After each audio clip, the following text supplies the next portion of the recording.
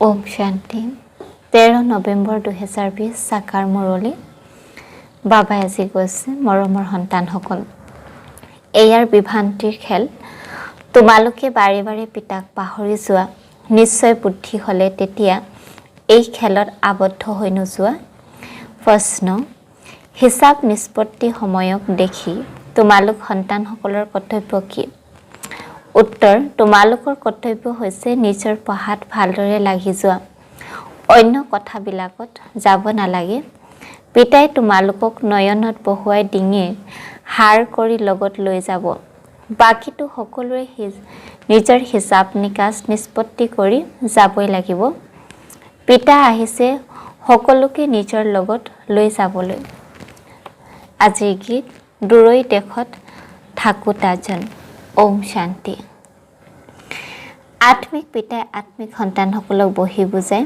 বিশেষকৈ ভাৰত আৰু সাধাৰণভাৱে গোটেই জগতৰ লোকসকলে বিশ্বত শান্তি বিচাৰে এতিয়া এইটো বুজিব লাগে নিশ্চয় বিশ্বৰ মালিকেহে বিশ্বত শান্তি স্থাপন কৰে ঈশ্বৰ পিতাকে আবাহন কৰিব লাগে যে আমি বিশ্বত শান্তি বিয়পোৱা কাক আবাহন কৰিব লাগে সেইটো বেচেৰাহতে নাজানে গোটেই বিশ্বৰ কথা নহয় জানো সকলোৱে বিশ্বত শান্তি বিচাৰে এতিয়া শান্তিৰ ধামটো বেলেগ য'ত পিতা আৰু তোমালোক আত্মাসকল থাকা এয়াও বেহদৰ পিতাইহে বুজায় এতিয়া এই সৃষ্টিটো অনেক মনুষ্য আছে অনেক ধৰ্ম আছে কয় এক ধৰ্ম হৈ গ'লে তেতিয়া শান্তি হ'ব সকলো ধৰ্ম লগ হৈ একটো হ'ব নোৱাৰে ত্ৰিমূৰ্তিও মহিমা আছে ত্ৰিমূৰ্তি চিত্ৰ বহুতে ৰাখে এইটো জানে যে ব্ৰহ্মা দ্বাৰা স্থাপনা কিহৰ কেৱল শান্তিৰ বাবে জানো শান্তি আৰু সুখ স্থাপনা হয় এই ভাৰততে 5000 বছৰ পূৰ্বে যেতিয়া এওঁলোকৰ ৰাজ্য আছিল তেতিয়া নিশ্চয় বাকী সকলো জীৱ আত্মাই জীৱ এৰি নিজৰ ঘৰলৈ গৈছিল এতিয়া বিচাৰে এক ধৰ্ম এক ৰাজ্য এক ভাষা এতিয়া তোমালোক সন্তানসকলে জানা পিতাই শান্তি সুখ সম্পত্তি স্থাপনা কৰি আছে এক ৰাজ্য নিশ্চয় ইয়াতে হ'ব নহয় জানো এক ৰাজ্য স্থাপনা হৈ আছে এইটো কোনো নতুন কথা নহয় অনেকবাৰ এক ৰাজ্য স্থাপনা হৈ আছে পাছত অনেক ধৰ্ম বৃদ্ধি হৈ বৃক্ষ ডাঙৰ হৈ যায় আকৌ পিতা আহিবলগীয়া হয় আত্মাই শুনে পঢ়ে আত্মাতে সংস্কাৰ আছে আমি আত্মাই ভিন্ন ভিন্ন শৰীৰ ধাৰণ কৰোঁ সন্তানসকলৰ এইটো নিশ্চয় বুদ্ধি হওঁতে বৰ পৰিশ্ৰম হয় কয় বাবা বাৰে বাৰে পাহৰি যাওঁ পিতাই কয় এয়াৰ বিভ্ৰান্তিৰ খেল ইয়াত তোমালোক যেন আবদ্ধ হৈ গৈছা নাজানো যে আমি নিজৰ ঘৰ ক'ত অথবা ৰাজধানীলৈ কেনেকৈ যাম এতিয়া পিতাই বুজিছে আগতে একো নাজানিছিলাই আত্মা কিমান পাথৰ বুদ্ধি হৈ যায় পাথৰ বুদ্ধি আৰু পাৰক বুদ্ধি গায়ন ভাৰততে আছে পাথৰ বুদ্ধি ৰজা আৰু পাৰক বুদ্ধি ৰজা ইয়াতে আছে পাৰকনাথৰ মন্দিৰো আছে এতিয়া তোমালোকে জানা আমি আত্মাসকল ক'ৰ পৰা ভূমিকা পালন কৰিবলৈ আহিছোঁ আগতে একোৱেই নাজানিছিলা ইয়াক কোৱা হয় কাইটৰ জংগল এই গোটেই সৃষ্টিখন কাইটৰ জংগল হয় ফুলৰ বাগিচাত জুই লাগিল এনেকুৱা কথা কেতিয়াও শুনা নাই চাগে সদায় জংগলতে জুই লাগে এয়াও জংগল ইয়াত নিশ্চয় জুই লাগিব খেৰৰ জুমুঠি জুই লাগিব এই গোটেই সৃষ্টিখনক খেৰৰ জুমুঠি বুলি কোৱা হয় এতিয়া তোমালোক সন্তানসকলে পিতাক জানি গলা সন্মুখত বহি আছা যি গাইছিলা তোমাৰ সৈতে বহো খাওঁ সেয়া সকলো হৈ আছে ভগৱানুবাস তেন্তে নিশ্চয় পঢ়িব লাগে নহয় জানো ভগৱানুবাস সন্তানসকলৰ প্ৰতিহে হ'ব নহয় জানো তোমালোকে জানা যে ভগৱানে পঢ়ায় ভগৱান কোন নিৰাকাৰ শিৱকে কোৱা হ'ব ভগৱান শিৱৰ পূজাও ইয়াত হয় সত্য যুগত পূজা আদি নহয় স্মৰণো নকৰে ভক্তসকলৰ সত্য যুগৰ ৰাজধানী ফল প্ৰাপ্ত হয় তোমালোকে বুজি পোৱা যে আমি সকলোতকৈ বেছি ভক্তি কৰিছোঁ সেইকাৰণে আমি পোন প্ৰথমে পিতাৰ ওচৰলৈ আহিছোঁ আকৌ আমি ৰাজধানী কৰিবলৈ আহিম সেয়েহে সন্তানসকলে নতুন সৃষ্টিত উচ্চ পদ পাবলৈ পুৰুষাৰ্থ কৰিব লাগে। সন্তানসকলৰ ইচ্ছা জাগে এতিয়া আমি সোনকালে নতুন ঘৰলৈ যাওঁ। আৰম্ভণিতে নতুন ঘৰ হ'ব, পাছত পুৰণি হৈ গৈ থাকিব। ঘৰত সন্তানসকলৰ বৃদ্ধি হৈ থাকে। পুত্ৰ নাতি অজুনাতি তেওঁলোকক পুৰণি ঘৰত আহিব নহয় জানো, ক'ব এয়া আমাৰ ককা আজু ককাৰ ঘৰ। পাছত আহুতাসকলে বহুত থাকে নহয় জানো। যিমান জোৰেৰে পুৰুষাৰ্থ কৰিব সিমানে প্ৰথমতে নতুন ঘৰত আহিব। পুৰুষাৰ্থ যুক্তিৰে পিতাই বহুত সহজকৈ বুজায়। ভক্তিটো পুৰুষাৰ্থ কৰে নহয়। বহুত ভক্তি কৰাসকলৰ নাম উজ্জ্বল হয়। বহুত ভক্তৰ মহৰো উলিয়ায়। জ্ঞান মালাৰ বিষয়েতো কোনেও নাজানে।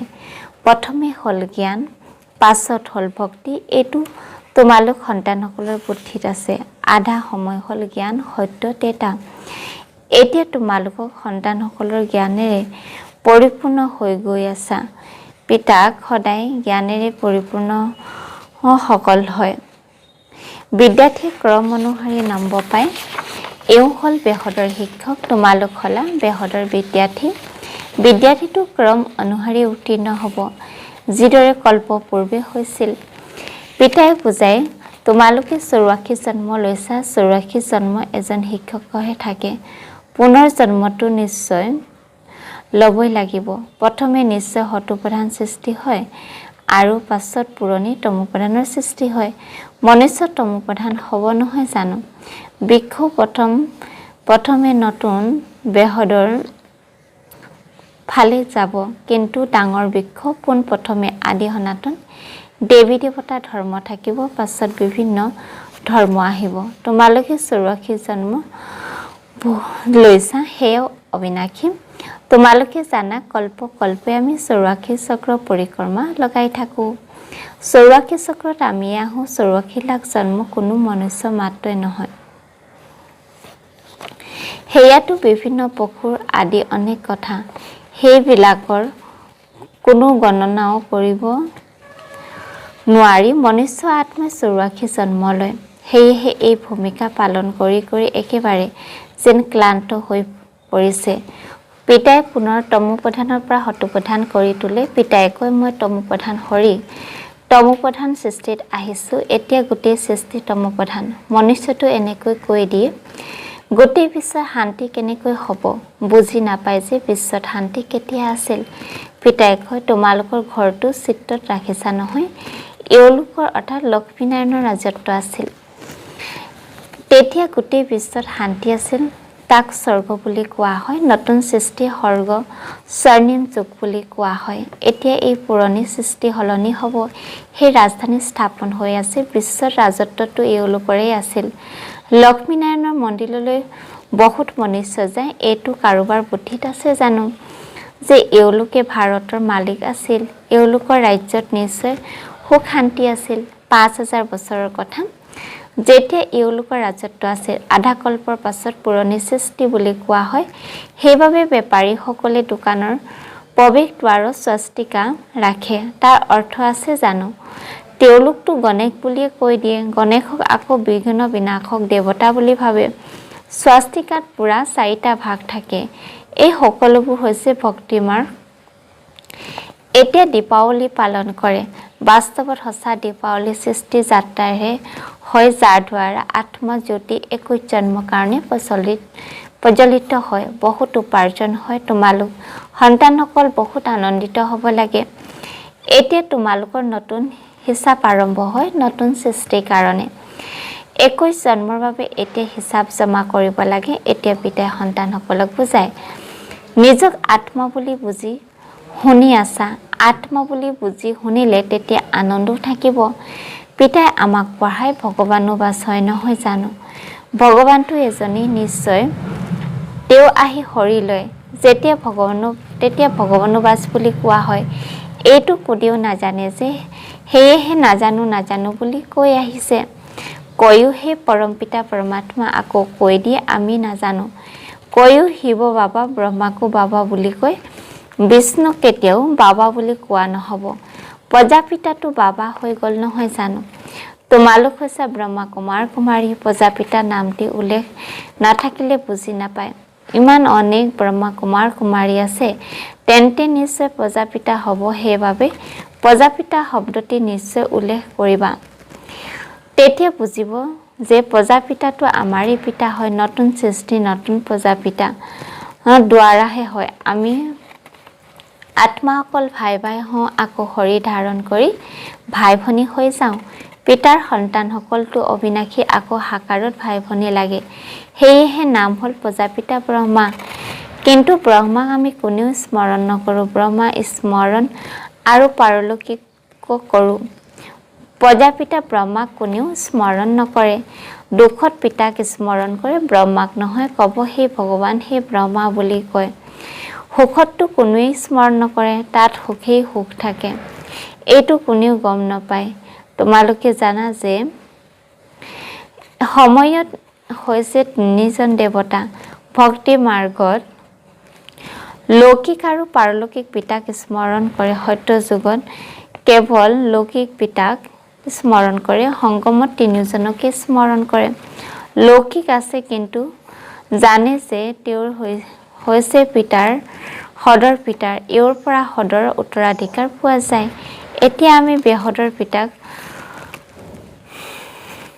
পাইছোঁ, যাৰ দ্বাৰা বেহদৰ উত্তৰাধিকাৰ পোৱা যায়। এইটো বুজিবলগীয়া কথা। এতিয়া বেহদৰ পিতা আহিছে। ব্ৰহ্মা শৰীৰত অনেক সন্তানসকলক বেহদৰ দুখ দিবলৈ তেওঁ হৈ গ'ল। আমি বেহদৰ উত্তৰাধিকাৰ হওঁ। মই পঢ়াওঁ, এই জ্ঞান মোৰ ওচৰত আছে। বাকী মনুষ্যৰ জ্ঞান নাই, দেৱতাসকলো জ্ঞান নাই। জ্ঞান মোৰ আছে, যি মই তোমালোক সন্তানসকলক দিওঁ। এয়া হ'ল আত্মিক জ্ঞান। তোমালোকে জানা যে আত্মিক পিতাৰ দ্বাৰা আমি এটা পদ পাওঁ। এনেকুৱা বিচাৰ সাগৰ মন্থন কৰিব লাগে। গায়ন আছে, মনক জয় কৰিলেই জয়, মনৰ ওপৰত পৰাজয় হ'লেই পৰাজয়। বাস্তৱত ক'ব লাগে, মায়াও চৰণ জানো, মনকো চিনিব নোৱাৰি। মনুষ্যই কয়, মনৰ শান্তি কেনেকৈ হ'ব? পিতাই কয়, আত্মাই কেনেকৈ ক'ব যে মনৰ শান্তি লাগে? আত্মাটো হৈ শান্তিধাম নিবাসী। আত্মাই গৈ অন্য হৰি ল'লে, তেন্তে আকৌ চিন্তা কিয় কৰিব লাগে? উভতি আহিব জানো? কিন্তু মোহে কষ্ট দিয়ে। তাত তোমালোকক মোহ কষ্ট নিদিব। তাত 5 বিকাৰ নাথাকে, ৰাৱণ ৰাজ্যই নাই। সেয়া হ'ল ৰাম ৰাজ্য। সদায় ৰাৱণ ৰাজ্য হ'লে তেতিয়া আকৌ মনুষ্য ক্লান্ত হৈ পৰিব, কেতিয়াও সুখ দেখিবলৈ নাপাব। এতিয়া তোমালোক আস্তিক হৈছা আৰু ত্ৰিকালদৰ্শী হৈছা।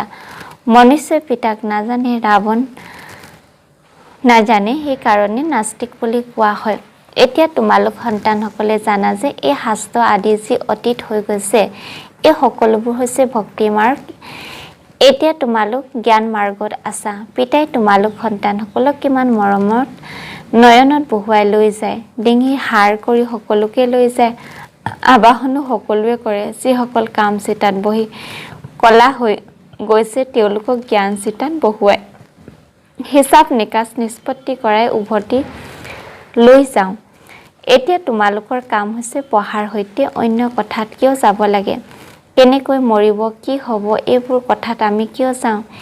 এতিয়াতো হিচাপ নিষ্পত্তি সময়। সকলোৱে হিচাপ নিকাচ নিষ্পত্তি কৰি উভতি গুচি যাব। সেই বেহদৰ নাটকৰ ৰহস্য তোমালোক সন্তানসকলৰ বুদ্ধিত আছে আৰু কোনেও নাজানে। সন্তানসকলে জানে আমি বাবাৰ ওচৰলৈ কল্পই কল্পই আহিছোঁ, বেহদৰ উত্তৰাধিকাৰ ল'বলৈ আহিছোঁ। আমি জীৱ আত্মা হওঁ। বাবাইও দেহত আহি প্ৰৱেশ কৰিছে। পিতাই কয়, মই সাধাৰণ দেহত আহিছোঁ। এওঁলোক বহি বুজাই যে তুমি নিজক জন্মক নাজানা, আৰু কোনেও এনেকৈ ক'ব নোৱাৰে যে সেই সন্তানসকল দেহী অভিমানী হোৱা। পিতাক স্মৰণ কৰা। ভাল বাৰু, অতি মৰমৰ। কল্পৰ পাছত পুনৰাই লগ পোৱা। সন্তানসকলৰ প্ৰতি মাতা পিতা বাপ দাদা স্নেহপূৰ্ণ স্মৰণ আৰু সুপ্ৰভাত। আত্মিক পিতাৰ আত্মিক সন্তানসকলক নমস্কাৰ। ধাৰণাৰ বাবে মুখ্য আহাৰত কৈছে স্মৃতি যাত্ৰাত থাকি সঁচা দীপাৱলী নিতৌ পালন কৰিব লাগে। নিজৰ নতুন হিচাপ 21 জন্মৰ কাৰণে জমা কৰিব লাগে। নাটকৰ ৰহস্য বুদ্ধিত ৰাখি পিতাৰ পৰা বাহিৰে অন্য কোনো কথাত যাব নালাগে। সকলো হিচাপ নিকাচ নিষ্পত্তি কৰিব লাগে। বৰদান দিছে নিষ্ঠাৰূপী অগ্নি দ্বাৰা এটা দীপকেৰে অনেক দীপক প্ৰজ্বলিত কৰোঁতা সঁচা সেৱাধাৰী হোৱা। যেনেকৈ দীপাৱলীত এটা দীপকেৰে অনেক দীপ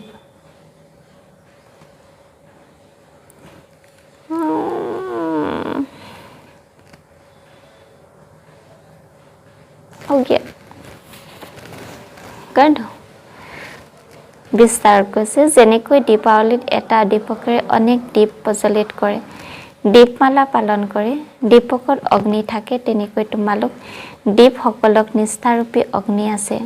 যদি এটি এটি দীপকৰ সৈতে নিষ্ঠা গঢ়ি উঠে তেন্তে এয়া সঁচা দীপাৱলী। গতিকে চাব লাগে মই দীপক নিষ্ঠাৰে অগ্নিৰূপ হওঁতা হওঁ, নিজৰ প্ৰকাশেৰে অজ্ঞানতা আন্ধাৰক নাশ কৰোঁতাই সঁচা সেৱাধাৰী হয়। শ্লোগানত কৈছে এক বল এক ভৰসা, এই পাঠটি সদায় দৃঢ় কৰি ৰাখা, তেতিয়া সংকটৰ পৰা সহজে মুক্ত হৈ যাবা। ওম শান্তি।